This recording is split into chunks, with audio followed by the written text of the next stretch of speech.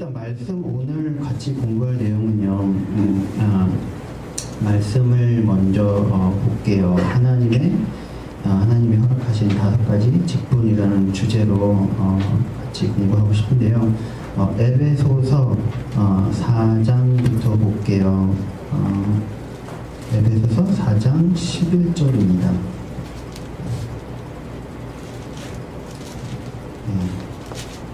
제가 그냥 읽으면서 눈으로 이렇게 따라오시면서 하시면 좋을 것 같습니다. 그가 혹은 사도로, 혹은 선지자로, 혹은 복음 전하는 자로, 혹은 목사와 교사로 주셨으니 이는 성도를 온전케 하며 봉사의 일을 하게 하며 그리스도의 몸을 세우려 하심이라. 우리가 다 하나님의 아들을 믿는 것과 아는 일에 하나가 되어 온전한 사람을 이루어 그리스도의 장성한 분량이 충만한 데까지 이르리니 이는 우리가 이제부터 어린아이가 되지 아니하여 사람의 괴술과 간사한 유혹에 빠져 모든 교훈의 풍조에 밀려 요동치 않게 하려 함이라. 오직 사랑 안에서 참된 것을 하여 범사에 그에게까지 자랄지라. 그는 머리니 곧 그리스도라. 그에게서 온몸이 각 마디를 통하여 도움을 입음으로 연락하고 상합하여 각 지체의 분량대로 역사하여 그 몸을 자라게 하며 사랑 안에서 스스로 세우느니라. 다음 구절은 제가 그냥 읽을게요. 지난번에 봤었던 구절이에요. 고린도전서 이제 12장에 나오는 구절인데요. 27절에 너희는 그리스도의 몸이요 지체의 각 부분이라. 하나님이 교회 중에 몇을 세우셨으니 첫째는 사도요, 둘째는 선지자요, 셋째는 교사요, 그 다음은 능력을 행하는 자요, 그 다음은 병 고치는 은사와 서로 돕는 것과 다스리는 것과 각종 방언을 말하는 것이라. 다 사도에게느냐, 다 선지자에게느냐, 다 교사에게느냐, 다 능력을 행하는 자에게느냐, 다 병 고치는 은사를 가진 자에게느냐, 다 방언을 말하는 자에게느냐, 다 통역하는 자에게느냐. 너희는 더욱 큰 은사를 사모하라. 내가 또한 가장 좋은 길을 너희에게 보이리라. 마지막으로 에베소서 2장에 있는 구절을 제가 그냥 읽을게요. 에베소서 2장 17절인데요. 또 오셔서 먼데 있는 너희에게 평안을 전하시고 가까운 데 있는 자들에게 평안을 전하셨으니 이는 그로 말미암아 우리들이 한 성령 안에서 아버지께 나아감을 얻게 하려 하심이라. 그러므로 이제부터 너희는 외인도 아니요 나그네도 아니요 오직 성도들과 동일한 시민이요 하나님의 권속이라. 너희는 사도들과 선지자들의 터 위에 세우심을 입은 자라. 그리스도 예수께서 친히 모퉁이돌이 되셨느니라. 그의 안에서 건물마다 서로 연결하여 주 안에서 성전이 되어가고 너희 성령 안에서 하나님이 거하실 처소가 되기 위하여 그리스도 예수 안에서 함께 지어져 가느니라. 그래서 성경에 보면은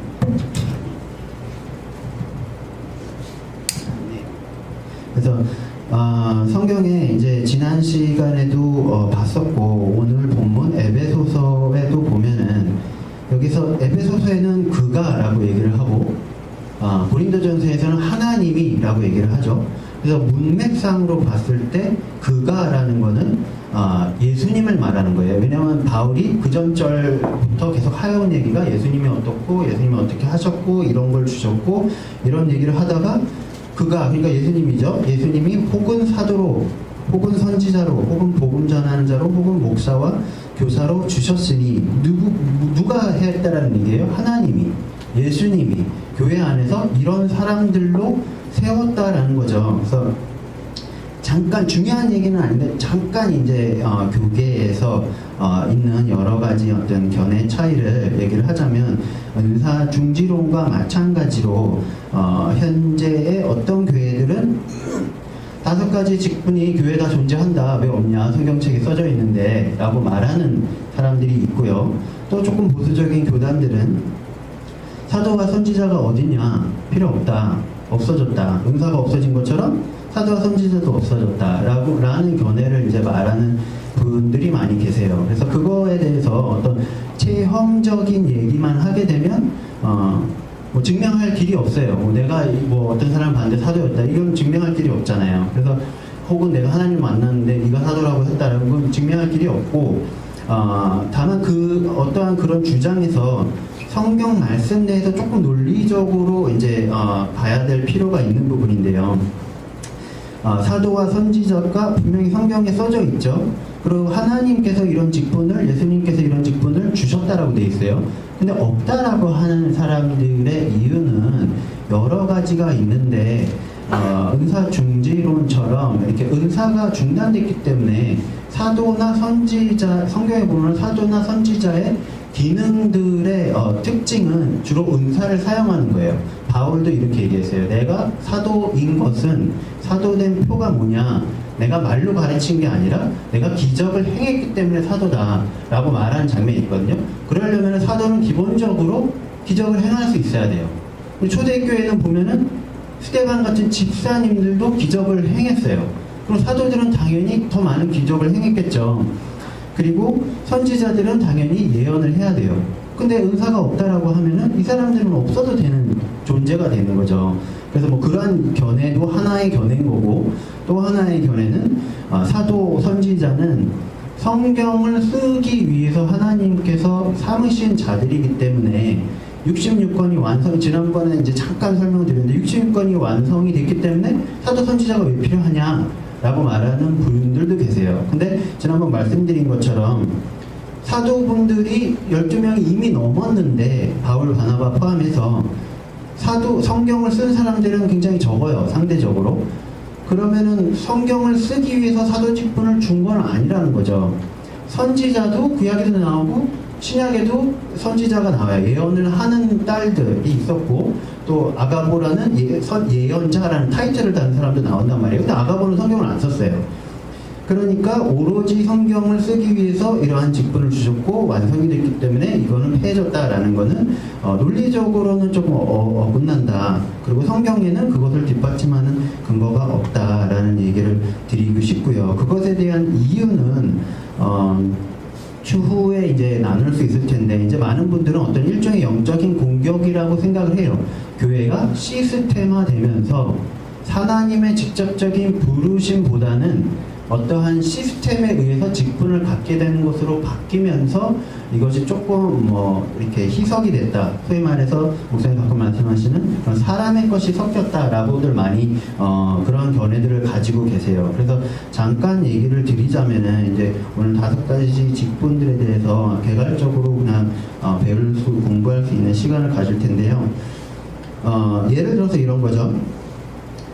목사, 한글 성경에는 목사라고 되어 있는데 사실은 목사라는 말은 우리나라에만 존재하는 말이에요. 원래는 목자예요. 원어 성경에도 그렇고 영어 성경에도 그렇고, 다만 우리나라에서 이제 목사라는 어떤 성직자에게 타 종교와 대비해서 어떠한 타이틀을 붙여줘서 존중을 받을 수 있게끔 하도록 선비사자를 붙여서 이제 사를 붙인 거죠.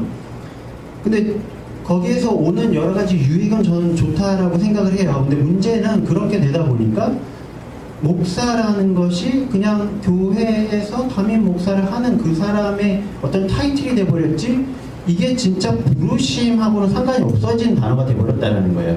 예를 들면은 전도사라는 게 있죠. 전도사도 우리나라에만 존재하는 말이에요. 성경에는 전도자라고 돼 있죠. 근데 우리나라에는 전도사가 뭐예요? 신학교를 나와서 졸업을 했는데 목사 안수를 안 받은 사람을 전도사라고 부르잖아요. 그래서 존중해 주려고 그렇게 부르는 거예요. 근데 그 사람이 부르심이, 하나님 안에 부르심은 있지만, 사역자로 혹은 성직자로 부르심은 있지만, 이제 뒤에 배우게 될 복음 전도자의 부르심은 아닐 수 있다라는 거예요. 선지자일 수도 있고, 부르심이, 최종적인 부르심이 사도일 수도 있고, 목자일 수도 있는 거예요. 근데 그냥 어떤 행정적인 이유로 교회 나와서, 신학교 나와서 목사 안수 안 받은 사람은 그래도 교회에서 사역할 수 있도록 타이틀을 붙여주자라고 한 거예요. 그 우리나라에만 존재해요. 그래서 가끔 외국분들이 이제 오시면 이렇게 옆에서 제가 이제 볼 때가 있는데, 누가 이렇게 교회에서 소개를 해줘요. 이 사람은 복음 전도사입니다라고 하면 통역하는 사람이 뭐라고 통역을 하겠어요? 이제 영어 성경에는 이제 복음 전도자 이렇게 나와 있으니까 이 사람 복음 전도자입니다 라고 얘기를 해줘요. 그럼 그 외국에서 온 사역자가 영분별의 의사가 있으면 그 사람 부르심이 느껴지거든요. 근데 이 사람 복음 전도자가 아닌데 왜 이 교회에서는 이 사람 복음 전도자라고 부르지? 하고 의아해하는 거예요. 그러면 이제 나중에 한국에서 그냥 부교역자를 그렇게 부릅니다. 목사한테 안 받으면 그제서야 이제 이해를 한다라는 거예요. 이게 자꾸 내려가죠. 잠깐만.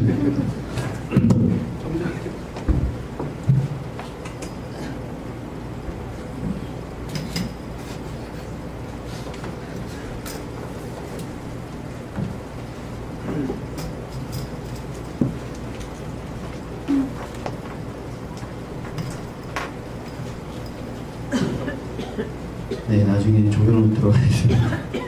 네, 그래서 문제는 그렇게 신학교 나오신 분들이나 혹은 목사안수심 받으신 분들을 사회적으로 존중해드려서 어떤 타이틀을 붙여드리는 것까지는 좋은데, 그러다 보니까 자기의 부르심과 상관없는 어떤 사람들이 만들어낸 시스템대로 자기가 어떤 사역의 길을 가거나 교회를 운영하거나 이제 이렇게 된다는 거죠. 쉬운 예로 들면은 여기 이제 예전에 저는 이제 은사주의 교단에 있다 보니까 이런 얘기를 많이 들었어요. 어떤 뭐 목사님 굉장히 예언의 은사가 많으셔가지고 독립해서 개척하셨는데 그 뒤로 교회가 안 되더라. 왜 그럴까? 은사 되게 확실한데 내가 봤는데 굉장히 정확하게 말씀하시던데 그럼 사람들이 줄을 쓰고 막 교회가 막 밀려 터져야 될 텐데 안 그렇더라. 이제 왜 그러냐면 뒤에 이제 설명을 드리겠지만, 물론 인간의 어떤 실수나 잘못이나 이런 게 있을 수도 있지만 그것과는 별개로 여기서 뭐라고 계속 에베소서나 고린도전서에서 말하는 게 뭐예요? 여러 가지 다른 직분을 주었기 때문에 서로가 협동해서 협조해서 교회가 성장을 할 수 있는 거다라고 얘기를 한단 말이에요. 그러니까 교회라는 거는 선지자만 필요한 게 아니라 혹은 목사만 필요한 게 아니라 사도, 선지자, 목사, 복음전도자, 교사가 다 필요하다라는 거예요. 그러니까 뒤에 얘기하면 나오겠지만 목사, 정확히는 목자, 부르심으로 얘기할게요. 목자 같은 경우에는 굉장히 돌보는 그러한 게 강해요. 마음이 따뜻하고 성향이 그래요. 원래 성품이 그렇고 또 그런 걸 좋아해요. 근데 어떤 사람은 그러한 보살핌, 정서적인 안정을 받기 위해서 교회에 오는 사람이 있어요. 근데 목사님이 예언만 계속해요. 그럼 나는 뭐 말씀은 맞는 것 같은데 나는 그런 게 필요한 게 아니라 어제 받았던 3,000원 이렇게 매일매일 좀 이렇게 보듬어주고 아버지 같고 좀 이랬으면 좋겠는데 그런 생각을 하게 되는 거예요. 그럼 그 교회에도 안 나오겠죠. 그럼 반대로 어떤 사람은 정서적으로 따뜻한 보살핌 이런 거에 대한 필요보다는 내일 내가 해야 되는 어떤 일에 대한 하나님의 전략과 계시와 방향 제시 이런 거를 갖고 싶어요. 그러면 따뜻한 목자님이 혼자 사역하시는 교회보다는 선지자의 역할을 하는 교회에 가는 것이 자기 필요가 채워진다라는 얘기인 거죠.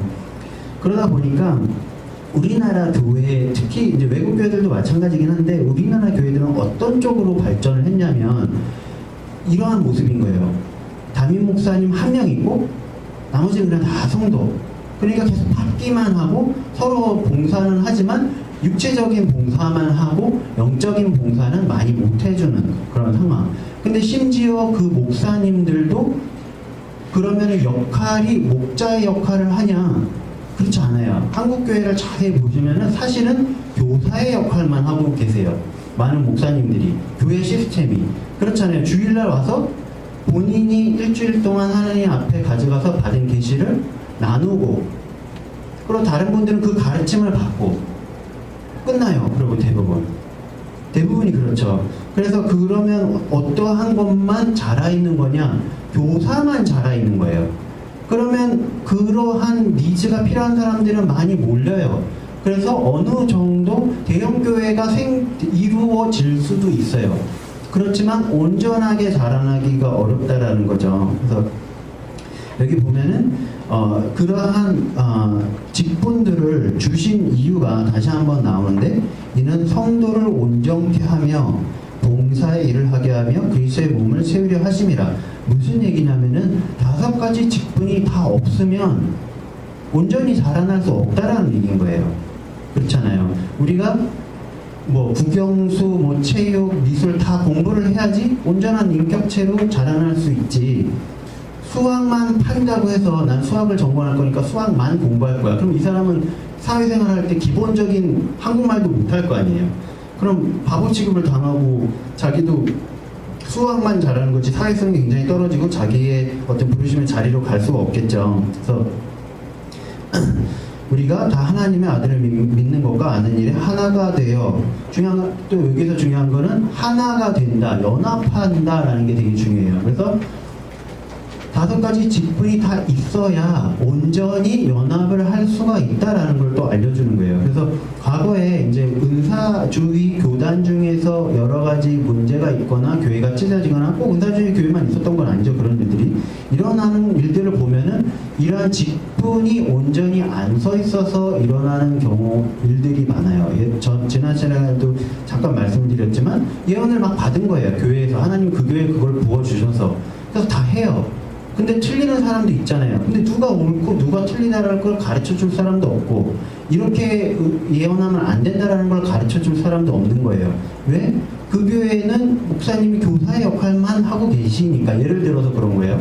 그렇다면은 그러면 그 교회에서 또 누군가는 목사님한테 어떤 불순종의 영이 들어오거나 교만함이 있어서 내가 본 게 맞고 어쩌고저쩌고 이런 얘기를 하겠죠. 뒤에도 보면은 뭐라고 되어 있냐면은 첫째는 사도요, 둘째는 선지자요. 그 뒤에 쭉쭉쭉쭉 나오고요. 또 다음 구절에 보면 뭐라고 나와요? 예수님이 머릿돌이 되시고 모퉁이돌이 되시고 기초를 사도와 선지자가 닦았다라는 얘기가 나와요. 그 말은 하나님이 사도는 더 사랑하시고 선지자는 두 번째로만 사랑하시고 교사는 제일 안 사랑하시고 이런 얘기가 아니라 분명히 하나님의 사람들의 질서를 위해서 우리가 불완전하기 때문에 그래서 체계를 만들어 주시는 거란 말이에요. 그래서 가정에서도 보면은 아버지가 남편이 가정의 머리가 되는 게 하나님의 분명한 뜻이죠. 그렇다고 하나님이 생각하시는 남녀의 서열이라는 것이 유교에서 말하는 남존여비는 아니잖아요. 다만 그 부부 안에 가정 안에 아버지가 머리가 되고 자식들이나 부인들은 그것을 인정하고 질서 있게 해야 된다라는 거지. 부인은 안 사랑하고 부인을 학대해라, 여자는 뭐 남존여비다, 여자는 하등하다, 뭐 이렇게 아이들은 무조건적으로 뭐 자기 의견을 가지면 안 된다, 뭐 이런 것이 하나님 방식의 질서는 아니라는 거죠. 그래서 덜 사랑하고 더 사랑하고의 의미가 아니라 이러한 질서가 있어야 된다라는 건데, 잠깐 그 얘기를 드린 이유는 그렇다면은 뒤에 이제 배우긴 하겠지만 사도는 주요 은사가 뭐냐면은 일반적으로 사도는 대부분의 9가지의 은사를 다 가지고 있는 경우가 많고요. 부르심도 중복적으로 가지고 있는 경우가 많아요. 그래서 바울도 성경에 이런 얘기를 해요. 내가 사도이자 복음 전도자이자 교사이다 라는 얘기를 해요. 그러면 기본적으로 3가지 직분을 지금 행하는 자리에서 너희들에게 말하고 있다라는 얘기를 하는 거거든요. 근데 그럼에도 불구하고 선지자는 예언적이고 계시적인 것에 좀 더 특화되어 있어요. 그렇다라는 얘기는 예언이나 영분별, 지식의 말씀 이런 거는 사도보다 선지자가 뭔가 더 특화돼서 더 뛰어날 수는 있다는 거죠. 이 부분 안에서. 그럼에도 불구하고 하나님 뭐라고 말씀하셨어요? 첫째는 사도요, 둘째는 선지자다라고 얘기를 했어요. 그럼 그게 그 무리 안에서를 의미하는 거예요. 뭐 다른 교회 전혀 상관없는 교회는 아니지만. 근데 선지자가 내가 더 많이 받고 내가 뭔가를 더 분별했다고 해서 사도의 혹은 리더의 어떠한 통제를 받지 않는다면은 문제가 생기겠죠. 그러니까 선지자 직분은 살아있는데 사도의 직분이 없는 이렇게 부재한 교회, 꼭 그 교회에 사도가 있어야 되는 건 아닙니다. 왜냐하면은 바울 같은 경우에는 여러 교회를 감독했죠. 그래서 말하자면 지금의 노회 시스템 이런 게 초대교회에 보면은 사도들이 그들 중에 장로가 있어서 다른 교회들을 관리 감독하고 혹은 사도가 될 사람, 디모데 같은 사람을 감독으로 보내서 특정 교회를 내가 없는 동안 감독을 해라 이런 거를 하는데, 그런 식으로 이렇게 질서가 없기 때문에, 다시 말하면 오중직분이 온전하게 서 있지 않기 때문에 교회 안에서 여러 가지 분란도 있을 수 있고 실수도 있을 수 있고 또 나의 니즈가 충족이 안 돼서 이렇게 떠나가는 사람들도 있을 수 있다라는 거죠.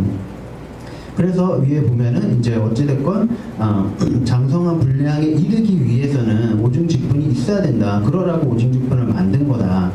그리고 우리가 이제부터 어린아이가 되지 아니하여 사람의 괴술과 간사한 유혹에 빠져 모든 교훈의 풍조에 밀려 유동치 않게 하려 함이라. 여러 가지 교리적인 뭐 이단이라든가 그런 거에 빠지지 말라는 거죠. 근데 이단이 꼭 우리가 흔히 말하는 뭐 신천지 이런 것만 있는 게 아니에요. 예를 들면 하나님의 성경의 말씀과 다른 것들, 그런 것들도 우리가 그것 때문에 이단이다 라고 할 수는 없지만 그 가르침들 자체는 세상의 풍조에 영향을 받은 가르침들이라는 거예요. 예를 들면은 목사님도 오전에 잠깐 뭐 이렇게 권사, 뭐 타이틀만 있는 권사 이런 거 말씀하셨죠. 어떤 사람들은 이제 이러한 사도가 있다라는 것에 불편해하시는 분들 중에는 이런 분들도 계세요. 지가 사도래, 교만하네. 그러니까 물론 사도라고 자칭 사도라고 하는 사람 중에서 현재나 과거나 성경에도 나오는데 사도가 아닌 사람들도 있어요. 선지자도 마찬가지고. 근데 내가 사도일 경우에 내가 사도라고 한다 해서 그게 자만한 거냐라는 건 별개의 얘기인 거예요. 만약에 사도가 자기를 사도라고 했다라고 교만한 거면 바울은 교만해야 돼요. 교만한 사람인 거예요. 왜냐하면 성경에 바울이 분명히 내가 하나님의 사도된 자로서 라는 얘기가 여러 번 나오거든요. 그럼 반대로 그렇다면 집사는 괜찮은 건가 라는 거예요. 내가 나 스스로를 집사라고 하는 것, 혹은 목사님들이 내 스스로 목사라고 하는 것, 그거는 교만한 거냐? 겸손한 거냐? 그러니까 타이틀이 집사면 집사라도 해도 괜찮은 거고, 타이틀이 사도면 사도라고 하면 안 되는 거고, 그게 아니라는 거죠. 내가 나 집사인데 라고 하면서도 굉장히 교만 중에 말할 수 있는 거고, 내가 사도입니다 라고 하면서도 분명한 정체성 중에 말할 수 있다는 거예요. 물론 반대인 경우도 있겠죠. 그런 식으로 이거를 시스템화돼서 이렇게 하다 보니까 여러 가지 문제들이 이제 생긴 건데, 그러한 교리들, 그러한 것에 빠지지 않는다. 왜? 선지자가 있는 교회의 교사들은 예언적이고 계시적인 게 같이 이렇게 활성화되기 때문에 사람의 생각으로 교리를 만드는 것이 아니라 교사든 목자든 성령의 인도를 받아서 가르치게 되고 계시를 얻게 되고 한다는 거죠. 그래서 과거에 유행했던 서양에서 유행했던 신학 이론 중에 대체 신학이라는 게 있어요. 그거는 뭐 이단으로 여겨지지 않는데 사실은 성경과 굉장히 달라요. 잠깐 설명을 드리면 이런 거예요. 이스라엘 백성들은 예수님을 못 박아 죽였으니까 그 모든 축복에서 제해지고 이제 서양 사람들 혹은 이방인 사람들로 모든 것이 축복이 된다. 얼핏 들으면 맞는 얘기인 것 같아요. 근데 그것이 준 영향 중에 악영향이 뭐였냐면은 거기에서 너무 벗어나서 과거 2차 대전 같은 경우에 유대인을 학살하는 어떤 근거가 되기도 했고요. 이용을 한 거죠. 그래서 근데 성경에서 뭐라고 말하냐가 중요하잖아요. 성경에서는 분명하게 돌 감람나무가 예수님을 믿게 됨으로 참 감람나무의 접붙임을 받았다고 되어 있어요. 그 얘기는 이스라엘을 떼어내고 이방인들을 대체시킨다 이게 아니에요.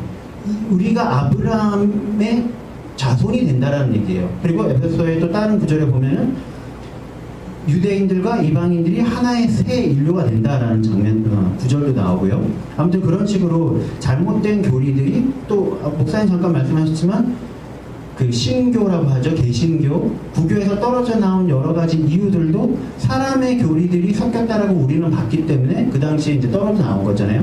지금 우리가 믿는, 우리가 속해 있는 개신교에도 그러한 것들이 많이 있다. 라는 거죠. 그래서 그러한 것에서 자유로워질 수 있는 방법 중에 하나가 오직 직분이 세워져야 가능하다라는 얘기를 하는 거예요. 그래서 잠깐 오직 직분에 대한 오해 뭐 이런 것들에 대한 설명을 드렸고요. 그러면 과연 그것이 어떠한 차이와 역할들이 있냐. 중요한 거는 우리가 나의 부르심은 뭔가라는 걸 아는 게 사실은 굉장히 중요하죠. 남의 부르심 뭐 옆에 앉은 아연이의 부르심이 뭔가라는 사실은 나랑 큰 상관은 없어요. 아주 상관없는 건 아니지만 중요한 건 내 부르심을 알아야 된다라는 거죠. 그래서 이제 잠깐 이 책을 추천드리면 하나님의 5손가락이라는 책인데 아주 개괄적으로 잘 설명이 돼 있어요. 특징들과 그러한 그래서 목사님 오전에 잠깐 설명하셨는데, 목사님 항상 이렇게 먼저 다 하고 가세요. 그래서 할 게 별로 없을 때가 있는데, 기름 부음이라는 게 있죠. 기름 부음 뭐냐면 잠깐 말씀으로 설명을 드릴게요. 아시는 분들 다 아시지만 또 모르시는 분들이 계시니까. 그래서 성경 구절 하나만, 여러 군데에 나오지만 하나만, 사무엘상 16장 13절입니다. 제가 읽을게요. 사무엘이 기름 뿔병을 가져다가 그의 형제 중에서 그에게, 여기 그는 다윗이죠. 그에게 부었더니 이날 이후로 다윗이 여호와의 영에게 크게 감동되니라. 사무엘이 떠나서 라마로 가니라. 그리고 나중에 이제 다윗이 시편으로 부른 노래 중에 이런 구절이 있죠. 하나님이 나에게 기름을 부으셨으니 내 잔이 넘치나이다. 그런 내용도 있고, 또 이사야서에 보면은 예수님에 관한 예언 중에 하나님이 나에게 기름을 부으셔서 먹는 자에게 그런 얘기가 쭉 나오죠. 그래서 여기에서 보면은 무슨 장면이냐면은 사무엘이 하나님의 얘기를 듣고 다윗을 이제 찾아가죠. 처음에 몰랐지만 나중에 다윗을 만나게 되고 하나님이 얘다라고 얘기를 하죠. 그래서 실제 기름을 붓게 돼요. 그때 무슨 일이 일어나냐면 영적인 세계에서는 하나님의 영적인 실제적인 기름이 부어지는 거예요. 동시에. 그래서 여호와 영에 크게 감동됐다라고 되어 있죠. 그래서 실제 기름은 그럼 왜 붓냐? 이건 예언적인 행위인 거예요. 순종. 야 사무엘아, 네가 가서 상징적으로 기름을 부어라 라고 했을 때 부을 때에 그 말에 순종을 했기 때문에. 예를 들면 이런 거죠. 예수님이 치유를 하는데 그냥 치유하신 적도 있어요. 이렇게 일어나라 라고 하거나, 혹은 예수님은 치유를 안 하셨는데 혈루병 걸린 자가 와서 옷깃을 만짐으로 해서 치유가 된 적도 있었고, 또 원거리에서 누가 믿음이 강한 자가 와서 여기서 치유하시면 내가 가면 치유되어 있을 줄 압니다 라고 한 바람에 치유가 된 적도 있었고, 한 번은 진흙을 칩을 뱉어서 개어서 눈에 발랐더니 장님이 눈을 뜨게 되죠. 그럼 진흙이 무슨 여기에서 영적인 이유가 있으며 우리는 몰라요. 모르지만 말씀에서 알 수 있는 거는 예수님이 뭐라고 말씀하셨냐면은 나는 아버지가 하는 대로만 행하고 아버지가 하시는 말씀만 말한다라고 되어 있거든요. 무슨 얘기예요? 하나님이 그렇게 하라고 하셨다라는 거예요. 어떠한 통로로든. 그래서 그걸 했다라는 거예요. 그럴 때 뭐가 임해요? 치유가 임했어요. 그 바닥 진흙이 막 성스러워서 치유의 능력이 있고 이게 아니지만, 예수님이 하나님이 하라는 대로 했을 때 그 기름 부으심이 임하고 능력이 임하고 이 치유가 일어난다라는 거죠. 그래서 하나님이 특정한 부르심 있는 사람한테는 그 부르심에 합당한 기름 부음을 주십니다. 근데 그것을 위하여서 우리가 준비해야 되는 단계들은 필요해요. 왜냐면 다윗이 태어나자마자 기름 부음을 받은 게 아니라 때가 됐을 때에 기름 부음을 받게 되죠. 또 다른 여러 가지 선지자나 왕들이 기름 부음 받을 때에는 먼저 어느 정도 준비가 됐을 때에, 혹은 나의 의지를 드렸을 때에 이렇게 주시거나, 혹은 먼저 주시고 그 다음 단계를 준비시키시거나, 이러한 과정들이 이제 있는데요. 그렇게 해서 받게 되면은 이러한 일들이 일어난다라는 거죠. 그래서 이러한 특징이 있다. 그럼 내 삶에 이러한 특징이 있다. 라면은 나의 부르심 이런 거고 하나님이 이런 기름 부으심을 나에게 주시는구나 라고 생각을 하시면 될 것 같습니다. 그래서 첫 번째로는 목회적 기름 부음의 특성, 정확히 이제 목양적 기름 부음의 특성이에요. 목자라는 거는 말 그대로 양들을 케어하는 자들인 거죠. 외부의 늑대나 이런 걸로부터, 공격으로부터 이제 지켜주면서 꼴을 먹이고, 그래서 다른 사람에 대한 참된 관심을 갖는다. 사람들에 대한 긍휼의 마음, 관심 이런 게 많아요. 그리고 실제적인 필요가 무엇인지 귀를 기울이고 분별하려는 소원이 있다. 그래서 교사랑 한번 비교를 해볼게요. 교사는 성경 말씀이나 계시나 이런 걸 많이 가르치려 해요. 근데 그들이 삶에서 겪고 있는 실제적인 문제에 대한 마음은 영은 아니겠지만 상대적으로 적어요. 왜냐면 역할이 다르고 관심사가 다르기 때문에. 근데 목자들은 그런 거에 굉장히 관심이 많아요. 얘가 진짜 실제 상황에서 어떠한 일을 겪고 있는지, 어제 밤은 잠은 잘 잤는지, 이런 것들. 그래서 그 무슨 일이 있었다 그래가지고 나한테 상담을 받고 가면은 나중에 다시 질문해서 얘가 정말 그 상황으로부터 나아졌는지 이런 걸 계속 꼼꼼히 체크한다라는 거죠. 그래서 모임에 빠진 사람이 있을 때 이를 알아채고 그들에게 연락을 한다. 그죠? 이제 몇 번 이제 계시는데요. 저희 교회도 그래서 이런 거는 꼭 하는 사람들만 해요. 그렇잖아요. 저는 잘 안 해요. 청립회 누가 안 나와도 농담 삼아지만 안 나왔는데 그 다음 주에 나왔다라든가 뭐 카톡방으로 뭐 해서 못 나가요. 그러면 농담 삼아서 제가 이렇게 해요. 네 삶이지 뭐 내 삶이냐 그렇게 얘기를 하거든요.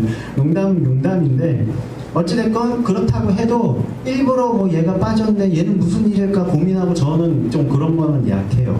하나님이 훈련 중이시기는 한데 모든 사람이 다 목자일 필요는 없지만 목양적인 부분들은 다 훈련이 돼야 되는 거예요. 나머지 부분들도 다 같은 거예요.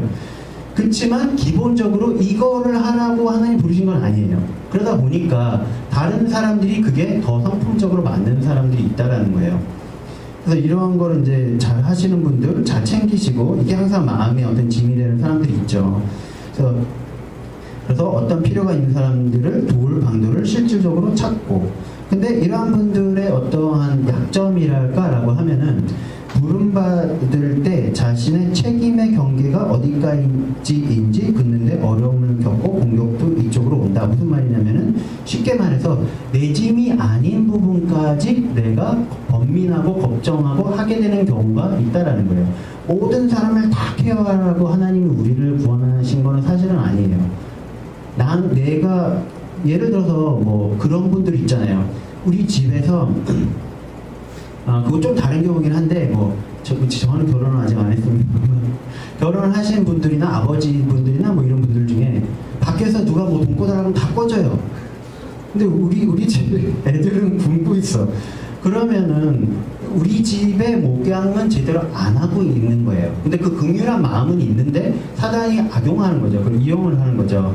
그래서 하나님의 부르심과 하나님이 주신 성품은 있는데 그게 어느 정도 밸런스를 맞기 전까지 온전하게 자라나고 양육되기 전까지는 사단의 공격을 받을 수 있다. 그러한 부분들이 나의 약점이 될 수 있다라는 얘기를 하는 거예요. 그래서 너무 그렇게 하거나 아니면은 반대로 다른 사람들마다 자기의 어떤 요새 말로 프라이버시라는 게 있잖아요. 내 안의 공간이라는 게 같은 장소에 있어도 있는데 삶의 이상한 구석구석까지 다 캐물으려고 그래요. 뭐 대소사까지 너의 이종 사촌 그 잘 있니? 뭐 이러면서 너의 그때 말한 뭐 당숙 잘 계시니? 뭐 이러면서 뭐 배려까지 하는 건 좋은데 상대방이 불편해하는 정도까지 들어오는 사람들도 있다라는 거죠. 왜? 이러한 성품을 사단이 공격의 통로로서 사용을 하는 거예요. 하나님 주신 좋은 성품을. 그래서 우리가 이제 그러한 부분도 잘 양육되어지고 우리가 잘 분별할 줄 알고 잘 균형이 맞아야 된다라는 거죠. 다음은 교사적 기름 부음의 특성. 교사는 아까도 말씀드렸다시피 전반적으로 요새 이제 오줌지김이 활성화가 안 되면 목자들이 목양만 하거나 혹은 사역자가 목양만 하는 사람이거나 교회 전체가 교사적인 가르침에만 치우치게 되는 경우가 많은데요. 특히 우리나라는 교사적으로 많이 가요. 그 이유가 잠깐 말씀드리면 유교의 영향이 커서 그래요. 유교는 산업공상이잖아요. 선비가 가장 숭고한 거예요. 상업은 가장 하천한 거예요. 근데 돈은 누가 제일 많아요? 선비가 제일 많아요. 양반이 제일 많아요. 그러니까 약간 잘못된 거죠. 잘못된 거고 영원히 농부나 혹은 공업에 관여하는 사람이나 상업에 관여하는 사람은 신분 자체적으로 비천한 사람으로 살아야 되는 시스템인 거예요. 거기서 오는 좋은 것들도 있지만 저는 그러한 좋은 것들은 사실 우리나라 사람들이 가지고 있는 원래 좋은 성품이라고 생각을 해요. 그게 어떤 유교의 가르침이 아니라. 그래서 어찌됐건 혹은 섞여 있는 거겠죠. 그래서 그러다 보니까 이성적인 거, 선비적인 거 이러한 것만 숭상하고 추구하고 너무 그것만 좋아하다 보니까 교계가 교사적인 어떠한 방식 위주로만 이렇게 많이 치우치게 되는 경향들이 있다라는 거죠. 그래서 근데 교사적 기름 부음의 특성은 근데 모든 직분이 다 중요하긴 하죠. 진리와 하나님의 말씀을 사랑한다. 특별히 하나님의 말씀을 굉장히 사모하시는 분들이 있죠. 그래서 거기에 해석, 이게 이런데 이게 하나님이 말씀하신 정말 의미는 뭘까? 이런 걸 굉장히 탐구하고 싶어하고 이런 분들은 이제 교사적 기름 부으심이 강한 거예요. 튼튼한 기초를 세우는데 헌신한다. 기본기를 이제 다지는 걸 중요하게 여기는 거죠, 말씀으로. 경건한 삶을 살기 위한 원칙들을 효과적으로 말해준다. 다른 사람한테 효과적으로 잘 가르쳐준다는 거죠. 다른 사람들이 부름받은 자리에 진리로 서 있도록 돕는다. 야, 말씀에 이렇게 돼 있으니까 너 그렇게 하는 거는 말씀과 어긋난다. 이런 얘기를 해주는 거죠. 그래서 더 깊은 이해와 계시를 알기 위한 목마름이 있다. 진리에 대한 목마름이 계속 있어요. 말씀은 굉장히 사모예요, 이런 분들은. 그래서 불공정함과 부정에 직면할 때 판단적이 되는 공격을 받는다. 그러니까 옳고 그름을 중요시 여기다 보니까 자기가 생기기 쉽고, 그러다 보니까 잘못한 거를 하나님의 관점에서 바라봐야 되는데 잘못한 거를 나의 어떤 옳고 그름에 판단하는 관점으로 가기가 쉽죠. 그래서 근데 교사적 부르심이 없다 하더라도 우리나라 분들은 대부분 이러한 환경에서 교육받고 자라고 문화가 그런 영향을 받았기 때문에 이러한 경향이 대대적으로 많아요. 그래서 보면은 본인은 교사의 부르심이 아닌데 굉장히 교사적으로 사고하고 행동하고 이런 사람들이 굉장히 많아요. 그래서 그런 것이고요. 개괄적으로 교사적 기름 부음의 특징들이라는 것은요. 선지자적 기름 부음의 특성, 그래서 주의 음성을 듣고자 하는 소원이 있다. 하나님의 음성을 성경에 써진 건 아는데 내가 그걸 읽는데 지금 받는 이 말씀을 통해서 그래서 하나님이 내 삶에 뭘 말하고 계신가, 이거에 대한 어떤 열망이 강하고요. 환상과 꿈을 통해 성령께로부터 오는 계시를 구한다. 기본적으로 선지자적 기름 부으심이 있거나 부르심이 있는 사람은 환상이나 꿈을 많이 봐요. 그래서 오늘도 이제 어제 오늘 해가지고 이제 저희 청년부 중에 몇 명이 이제 꿈을 해석해달라고 이제 물어봐 줬는데 교회에 다니건 안 다니건 이러한 부르심이 있는 사람들은 어렸을 때부터 꿈을 많이 꿉니다. 그래서 영적인 통로가 그쪽으로 열려 있어요. 근데 교회에 안 있고 영적으로 자라나지 않거나 아직 미숙하면 공격도 같은 통로로 와요. 사단도 그쪽으로 공격을 하게 되죠. 그래서 악몽도 많이 꾸고 바위를 많이 눌린다라든지 환상을 보는데 안 좋은 거 위주로 보인다라든지 하는 게 있죠. 그래서 잘 양육되면은 이제 선지자적인 부르심의 자리로 나아갈 수 있다라는 거죠. 근데 여기서 잠깐 짚고 갈 것은 선지자적인 부르심이 나한테 있다고 해서 내가 궁극적으로 선지자가 되는 건 아니에요. 모든 부르심에는 단계라는 게 있어서 나의 부르심이 선지자일 수도 있고 선지자까지는 아니지만 선지자적으로 행하는 것이 부르심일 수도 있어요. 또한 성경에 뭐라고 돼 있어요? 에베소서에 모두가 다 사도냐, 모두가 다 선지자냐, 아니라는 거예요. 모두가 다 선지자인 건 아니에요. 모두가 다 사도인 건 아니에요. 다만 모두가 다 사도적으로 행해야 되고요. 모두가 다 선지자적으로 행해야 되는 거예요. 내가 선지자적인 부르심이 없고 선지자가 아니라고 해서 하나님의 음성에 관심을 0으로 두느냐, 그건 아니라는 거죠. 성경에서 보면은 모두가 다 병 고치는 자냐, 아니라는 거예요. 그렇지만 성경이 또 뭐라고 돼 있어요? 아픈 자를 보면은 기도해 줘라. 그 얘기는 내가 부르심이 치유가 가장 큰 부르심이 아니라 하더라도 모두를 위해서 믿는 자들은 모두를 위해서 아픈 자들을 위해 기도해 줘야 된다는 얘기인 거고, 다시 말하면 그 단계에서 부르심이 뭐냐에 따라서 차이가 난다라는 거예요. 어쩔 수 없이. 그건 뭐 나쁜 게 아니라 하나님 말씀, 그 성경에 있는 것처럼 그것이 내가 저는 그렇게 생각해요. 그리고 많은 천국에 갔다 오신 분들이 간증하는 것이 사도였다라든지 부르심의 크기가 굉장히 컸다라든지 해서 천국의 상급이 무조건적으로 절대적으로 비례하진 않더라. 천국에서 굉장히 높은 사람을 봤는데 알고 봤더니 굉장히 작은 곳에서 어촌에서 성도만 정말 5명, 10명 데리고 힘들게 목회한 사람이었다. 그러니까 성경에 나오잖아요. 나한테 과부가 전 재산을 드린 것이 부자가 많은 돈을 드린 것보다 하나님 더 크게 보시잖아요. 그래서 내가 얼마나 섬겼는지를 가지고 청지 역할을 어떻게 했는지를 가지고 상금을 주신다라는 거죠. 근데 어찌됐건 모두가 사도는 아니지만 사도적으로 행해야 되고, 모두가 선지자는 아니지만 선지자적으로 행해야 되고, 모두가 목자는 아니지만 주변 사람 케어를 해야 되는 거죠. 또 하나는 하나님의 마음과 목적을 분별한다. 하나님의 마음, 목적, 뜻, 이런 게 굉장히 이 사람은 관심사예요. 그래서 교회 누가 빠졌나 이런 건 별로 관심이 없어요. 누가 아팠나, 이렇게 뭐 다리가 이렇게 부러졌나, 누군가 기도해서 치료해주겠지, 뭐 이렇게 생각을 한단 말이에요. 나는 차라리 이 부러진 상황에 하나님이 얘한테 뭐라고 말해서 얘 마음에 위로를 줄까, 이게 더 관심사라는 거예요. 다른 사람들을 강권하게 하고 격려하기 위해 주께로부터 오는 말씀을 전한다. 성령 안에서 보는 것을 통해 어떤 사건과 사람들을 해석한다. 그래서 항상 영적인 관점에서 선지자적인 부르심이 있는 사람들은 많이 해석을 하려고 해요. 무슨 일이 일어나면 이게 왜 일어났을까? 영적인 의미는 뭘까? 예를 들어서 뭐 차를 타고 가다가 뭐 사고가 났다. 이게 무슨 의미일까?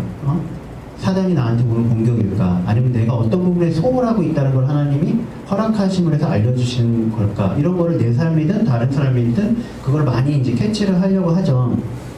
그게 왜냐면 관심사니까. 근데 그러다 보니까 일상생활에서 일어나는 일의 중요성을 무시하는 것에서 공격이 오는, 그러니까 너무 영적인 세계에만 치중한 나머지 현실 세계의 어떤, 그냥 저 사람이 그냥 정말 발 잘못 뒤져서 넘어진 걸 수도 있는데 무슨 영이 공격하고 있어, 이제 이렇게 너무 예민하게 반응할 수도 있다라는 거죠. 그리고 바울 같은 경우에 3층 천에 이제 올라갔다라는 얘기를 하잖아요, 영으로. 근데 바울이 만약에 3층 천에만 계속 있어요. 난 여기가 너무 여기가 좋사오니 그러면서 안 내려와요. 그럼 바울을 통한 여러 교회가 설립이 되고 바울을 통해서 여러 영혼이 구원 받아졌는데 현실에서 내가 해야 될 일은 관심을 끄고 있는 거잖아요. 그것도 이제 밸런스가 안 맞는다라는 거죠. 그래서 균형 잡히지 않을 수가 있기 때문에 그런 부분을 조심을 해야 된다라는 얘기인 거고요. 다음은 이제 복음 전파적 기름 부음의 특성. 예수님을 모르는 사람들에 대한 진심 어린 관심을 갖는다. 그래서 이러한 분들의 특징은 교회 내부 사람들에는 별로 관심이 없어요. 구원 받았거든요. 그러니까 오늘 빠지건 내일 빠지건 이런 거 아예 믿음을 잃기 전까지는 크게 관심을 안 가져요. 그럼 뭐 목사들이 알아서 하라고 하고, 뭐 아니면 그거는 뭐 수지 누나가 잘 챙기니까 알아서 하겠지, 이렇게 생각을 한단 말이에요. 대신에 바깥 일에 관심이 많아요. 그래서 이제 교회가 이제 좀 큰 경우에는 어떠한 일도 발생을 하냐면 교회에 잘 안 있어요. 뭔가 쟤는 잘 믿는 것 같은데 왜 이렇게 이렇게 모임들이 많이 있잖아요. 여러분 저희 교회도 뭐 성가대 모임이 있고 뭐 청년부 모임이 있고 뭐 기본적인 양육을 위한 모임은 가야 되지만 어떤 교회들은 또 그러다 보니까 모임이 굉장히 많고 뭐 이렇게 주중에 하는 클래스들이 굉장히 많고 그런 교회들도 있단 말이에요. 시스템이 이제 잘 되어 있는 교회들은. 근데 그런 거는 맨날 안 보여요. 그러면 이제 걱정을 하는 거죠. 주변 이제 사람들은 쟤는 이렇게 훈련도 안 받고 이래도 되나? 근데 알고 보니 밖에서 전도 잘하고 있는 사람들도 있다라는 거예요. 물론 이제 훈련을 받아야 되는데 안 받는 사람들도 있겠죠. 근데 그런 것처럼 외부 일에 관심이 더 커요. 안 믿는 사람들 밖에서 일로 데려오는 거, 이게 관심이 커요. 목자들은 반대로 나가서 누군가 새로운 사람을 전도하는 것보다는 들어와 있는 사람들이 상처를 받고 삶에서 무슨 어려움이 있나 이런 거에 더 관심이 크죠. 자신에게 중요한 것을 다른 사람과 나누고 싶은 열심이 있다. 새로운 사람을 만나거나 새로운 상황 속에 들어가기를 좋아한다. 항상 도전적이죠. 두려움이 없고 복음을 사랑하며 복음 전할 기회 갖기를 구한다. 그래서 성경을 다 보는 거에 관심이 없어요. 이런 분들은 다 보면 좋죠. 근데 관심 자체가 밸런스를 맞춰야 되긴 하는데 요한복음 내지는 구원에 관련된 구절들만 굉장히 사모하고 좋아하고 그거 하나 달달 외워서 그거 하나 가지고 굉장히 많은 사람들을 전도해요. 실질적으로. 그래서 굉장히 좋죠. 근데 이런 사람들은 그냥 뭐 말씀 공부도 해야 되지만 너무 자기가 교사적으로 돼야 된다는 강박관념이 있을 필요는 없어요. 근데 이게 교회가 너무 교사적인 사람을 양육하는 데 가버리면은 이런 사람을 양육하기보다는 이런 사람을 가져다가 교사로 자꾸 만들려고 하는 그러한 부작용들이 생기죠. 그래서 공격은 다른 사람들에게 거절당하거나 오해받고 있다고 느끼는 것으로 온다. 제가 이제 이런 뭐 청년들이나 이렇게 나이 있는 분들이나 만나보면은 복음 전파적 기름 부음을 가진 사람들 중에 사람 눈치를 안 보는 사람들이 굉장히 많아요. 사회성이 많이 떨어져요. 무슨 얘기냐면은 좋은 얘기를 하면은 사람에 대한 두려움이 없어요. 그래서 옛날 사역자 중에 뭐 스미스 위글스워스라는 분이 계시는데 굉장히 기사 이적을 크게 행하신 분이거든요. 그분 같은 경우는 죽은 사람도 많이 살리고 했는데, 그럼 이분이 사역하는 방식이 하나님의 말씀에 극단적으로 순종을 해요. 예를 들면, 야, 저기 뭐 누가 죽었으니까 장례식장에 가라. 그럼 가요. 그럼 뭘 할까요? 그러면은 시체를 멱살을 잡고 들어 올려서 벽에 밀치고 복부를 명치를 주먹으로 쳐. 그러면은 하나님의 음성을 분명하게 들었다고 하더라도 장례식장에 가서 상가집에 가서 그런 일을 할 수 있는 사람이 굉장히 적단 말이에요. 근데 그 사람은 그렇게 해요. 그러니까 어떻게 돼요? 시체가 일어나요. 원리는 몰라요. 예수님 지득바른 거랑 똑같아요. 원리는 몰라요. 이 사람도 몰라요. 근데 하나님이 시키시니까 하는 거예요. 근데 하나님이 시키시니까 다른 사람은 시켜도 안 하는데 이 사람은 하기 때문에 하나님이 이런 사람들을 써요. 그러니까 굉장히 큰 기사와 이적이 많이 일어나요. 그러니까 뭐 성경에도 보면 이제 베드로 같은 사람은 그런 사람이죠. 이제 예수님 잡으러 가는데 기대기 자르고. 죄송합니다. 청년부를 많이 하다 보니까 이제 용어가 순화가 많이 안 되는데 목양적인 마음으로 잘 넘어가 주시기 바랍니다. 근데 이렇게 기대기 자르죠. 근데 뭐 이제 밸런스가 안 맞는 거잖아요. 왜냐하면 우리는 알 수 있죠. 이제 말씀에 예수님이 이제 뭐라고 하시죠. 이제 사단아 물러가라고. 왜냐하면 자기 열성을 한 거니까. 근데 보통 이런 사람들을 많이 써요.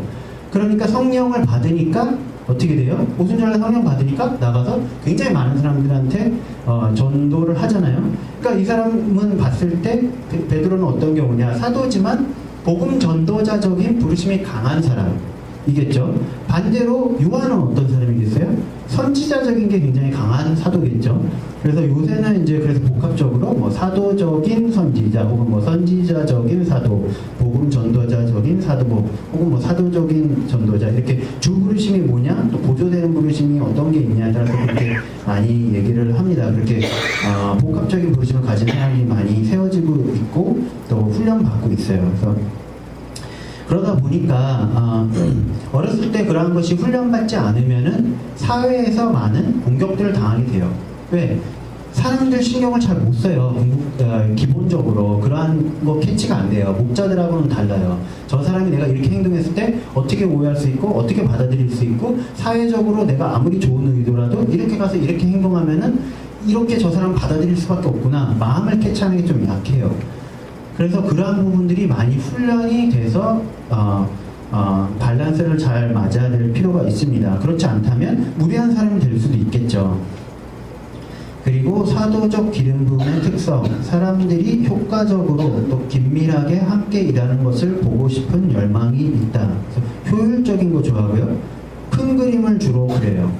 그리고 교회에서도 보면은 이렇게 그럼 사도가 했던 일이 뭐냐, 과거에 보면은 주로 이런 거죠. 여러 교회를 관리 감독을 하고, 혹은 복음 전도자가 어디 가서 전도를 해서 교회에 어떤 성도들을 어느 정도 만들어 놓으면은 성경에 뭐라고 되어 있어요? 사도와 예수님은 기본으로 이제 머릿돌로 계시고 사도와 선지자가 그 털을 닦는다. 그럼 사도가 가서 거기에 교회를 말하자면 세우는 거예요. 그러다 보니까 사도가 가서 사도가 될 사람, 선지자가 될 사람, 목자가 될 사람, 교사가 될 사람, 복음전도자가 될 사람을 다 기본 교육을 시켜야 돼요. 그러다 보니까 하나님이 그러한 다양한 기름 부으심과 다양한 은사들을 사도들에게는 줘요. 그래서 가서 하면은 어느 정도 양육이 되겠죠. 야, 여기 어느 정도 이제는 목자로서 역할을 할 수 있는 사람이 있고, 이제는 교사로서 역할을 할 수 있는 사람이 있고, 그럼 이제 그 사람들한테 더 그 일들은 본격적으로 할 수 있게 해요. 그럼 회사랑 똑같죠. 그래서 전문가가 전문적인 일들을 하게 하는 거잖아요. 효율적으로 돌리려면은. 그렇게 하게 돼서 어느 정도 리더까지 생기고, 이제 담임 목사도 생기고, 교사와 뭐 선지자 모든 직분이 온전하게 자리 잡으면 어디 가요? 딴 교회 가는 거예요, 이제. 그러니까 사도도 마찬가지로 이미 와 있는 사람들에 대한 큰 모경적인 마음은 없어요. 그러니까 빨리 여기 교회 세운 다음에 저쪽 가서 미지의 동네로 가서 또 다른 교회 세워야지. 그래서 두 교회가 연합해서 좋은 일을 하게 만들어야지. 이게 더 커요, 이 열망이. 그러니까 그런 사람만이 혼자서, 그러니까 사도라는 직분이 그동안 우리가 배척해왔고 그래서 중요하지만 그거 하나만으로는 안 되는 이유가, 그런 사람 혼자만 사역하고 있고 나머지는 그런다 평신도다. 그럼 목양적인 거를 사람들이 받을 수가 없고, 혹은 선제적인 거를 어느 정도는 받을 수 있지만 온전히 받을 수가 없고, 그러니까 교회가 크게 자라나지 못한다라는 거죠. 그리고 그리스도의 몸된 교회의 연합을 갈구하고, 교단들이 왜 이렇게 맨날 싸울까? 왜 장로교회는, 저희 교회도 장로교회지만, 장로교회에 크고 작은 걸 합치면 몇백 개가 있대요, 지금은. 그래서 왜 그런 걸로, 지역적인 걸로 싸울까? 어떻게 하면 이것이 다 옛날 초대교회처럼 하나의 교회가 될까? 이런 거에 이제 관심이 많죠. 더 큰 그림을 보며 어떻게 모든 사람이 참여하여 일할 수 있는지 본다. 그래서 약간 역할론적으로 보면은 둘 다 예언적이지만 선지자들은 특히 어느 계시 단계 올라가기 전까지는 디테일을 많이 봐요. 그리고 사도들은 큰 그림을 많이 봐요. 그러니까 이제 두 사람이 다 필요한 거죠. 사회생활 하신 분들도 보면은 회사에서 그런 사람들이 있죠. 큰 그림을 잘 보지만 디테일한 거 놓치는 사람들이 있고, 자잘한 거를 잘 보지만 큰 그림은 거기에 빠져야 되는지 못 보는 사람들이 있다는 거예요. 그래서 둘이 같이 협력을 해야 된다. 그래서 사람들이 기꺼이 따라오도록 할 수 있는 영적 권세를 갖는다. 기꺼이 따라오려면 영적인 권세를 가져야 되죠. 그래서 이러한 사람들은 그 단계에 따라서 하나님이 어떤 영적인 힘과 권세와 그러한 거를 받아들일 수 있는 사람들을 이제 붙여주십니다. 공통된 목적을 위해 다양한 집단의 사람을 모은다. 리더십이 이제 기본적으로 있는 거죠. 사도적인 사람들은 교회 리더가 돼야 되니까, 공격은 사람들을 억압하거나 짐을 너무 많이 지는 것으로 온다. 스스로든 사람들에게는 짐을 너무 많이 지우거나 너무 이렇게 앞으로 가려고만 하는, 그러니까 사람들이 힘들어하는, 목양적인 게 약하니까 이제 애들이 힘들어하는 걸 못 보는 거예요. 잘 그런 게 이제 강하죠.